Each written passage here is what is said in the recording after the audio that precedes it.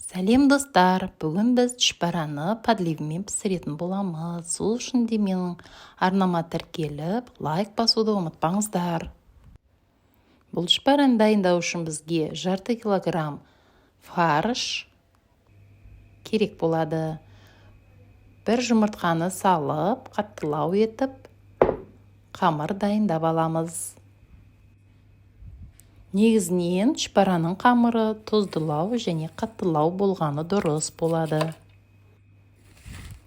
Қамырды илеп, дайындап алғаннан соң, оны иінін қандыруға қойамыз. Сол сәтте біз ішіне қосатын салмасын дайындаймыз.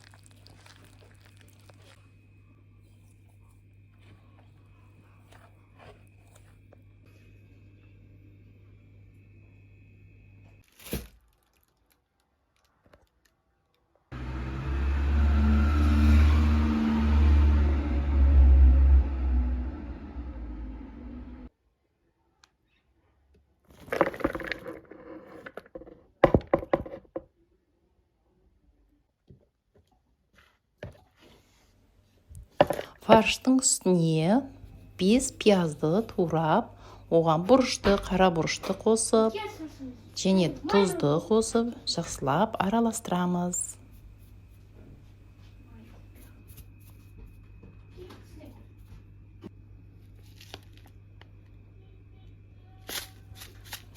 Ал егерде қолыңызда осындай чүпәраға қосатын дәмдеуіштеріңізден болса, оны да қосып, жақсылап араластырып аламыз. Енді қамырды жақсылап алып, оны илеп, жайып, дөп-дөңгелек етіп жайып алғаннан соң, оны кесіп,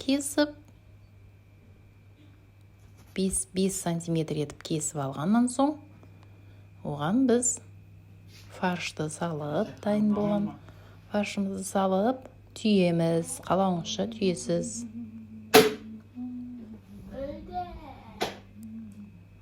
Қайнап тұрған суға салып, енді оны пісіріп аламыз. Міне біздің чүпәрамыз дайын болды. Қайнап тұрған суға тұз салып жібереміз.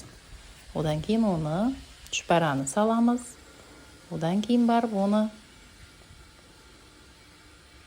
6-7 минут пісіреміз. Ас дәмді болсын баршаңызға. Естеріңізге сала кетейін. Қайнап тұрған суға чүпәраны салғаннан соң, ол қайнап шыққаннан кейін барып 5-6 минут тағы да қайнатамыз.